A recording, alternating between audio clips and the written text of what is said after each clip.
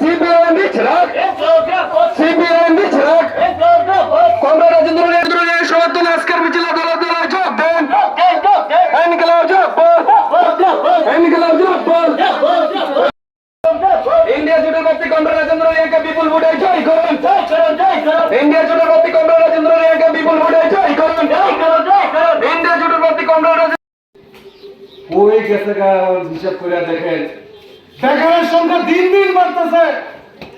শিক্ষিত অর্ধশিক্ষিত বেকারদের পদ শূন্য করে রয়েছে, অর্থাৎ চাকরি দেওয়ার কোনো সুযোগ নাই।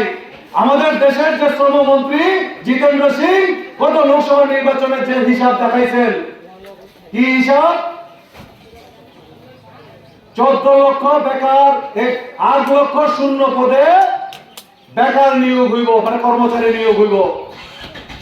তার জন্য ইন্টারভিউ দিছে, ইন্টারভিউতে দেখা গেছে প্রায় 42 কোটি বেকার যারা ইন্টারভিউতে অংশগ্রহণ করছেন, তার মধ্যে চাকরি দেওয়া হয়েছে মাত্র 7 লক্ষকে। গত 9 বছর 7 লক্ষ বেকারকে চাকরি দেওয়া হয়েছে, শূন্য পদ পড়ে রয়েছে কোথায়? সে 30 লক্ষ 40 লক্ষ শূন্য পদ।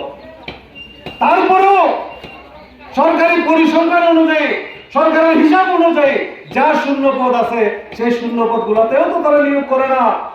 আর তার সঙ্গে গ্রামীণ এলাকার যে অর্থনীতি, চেলাগাং বাজার কি আজকের থেকে 5 বছর আগে এরকম আছিল? আজকের থেকে 6 বছর আগে চেলাগাং বাজার এরকম আছিল? ভাবা যায়? কারণ মানুষের হাতে টাকা নাই, কাজ নাই, ভয়ের পরিবেশ। এই ভয়ের পরিবেশে মানুষ ঠিকমতো কাজের দাবি করতে পারে না, নিজেদের অভাব অনটনের দাবি করতে পারে না, সুযোগ সুবিধার জন্য লড়াই আন্দোলন করতে পারে না। সেই জায়গায় মানুষের হাতে যেহেতু টাকা নাই, তো মানুষ কি করে বাজারে আইবো, বা কি করে বাজারে গিয়ে শাক সবজি মাছ মাংস কিনবো? যেখানে নিজেদের প্রাণ বাঁচাইতে লড়াই সংগ্রাম করার কোনো অধিকার এই দেশের সরকার, এই রাজ্যের বিজেপি সরকার গত 6 বছর ধরে দিতেছে না। ভাবা যায়?